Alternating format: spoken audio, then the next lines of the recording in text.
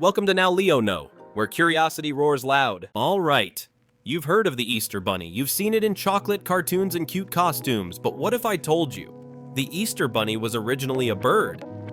Yes, a bird that laid eggs and then became a rabbit, still laying eggs. Sound insane? It kinda is, but it's also a real legend. Today, we're diving into the strange, mythological, and surprisingly magical origins of the Easter Bunny. And trust me, this one's weirder than fiction. Let's go way back, like pre-Christian, ancient Europe back. There was a pagan goddess named Ēostre, or Ostara, worshipped by the early Germanic peoples. She was the goddess of spring, fertility, and new life. You know, eggs, flowers, and sunshine vibes. According to legend, Ēostre once found a freezing, injured bird during a harsh winter. To save it, she used her divine powers and turned it into a rabbit. But, because it used to be a bird, it kept its ability to lay eggs. Yeah, a magical egg-laying rabbit. And this creature became a symbol of spring's rebirth, new life, fertility, and joy. That's the real OG Easter Bunny. So, is this legit history or just a bizarre bedtime story? Well, here's where it gets interesting. The story of Ēostre and the egg-laying bunny was first written down in the 8th century by a monk named Bede. He described a spring festival named after the goddess, Ēostre, where people celebrated new life and the end of winter. But here's the twist. Historians believe the church may have intentionally merged this spring festival with the Christian celebration of Jesus' resurrection. Why?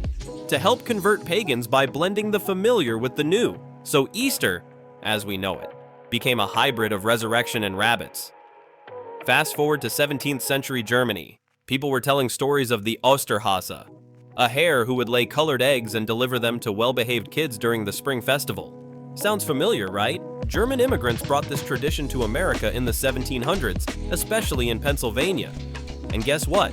Kids started making little nests for the Osterhase to leave eggs in, kind of like proto-Easter baskets. But hold up, why eggs? Why rabbits? Neither is mentioned in the Bible. Well, eggs have long symbolized new life and rebirth, perfect for spring. Ancient Egyptians, Persians, and Greeks all used eggs in rituals thousands of years ago. Early Christians adopted it as a symbol of the empty tomb of Jesus. As for rabbits, they're basically nature's fertility machines. One rabbit can have up to 40 babies a year. In ancient Europe, rabbits and hares were sacred fertility symbols tied to the moon and springtime. So combine that with eggs, and boom, Easter magic.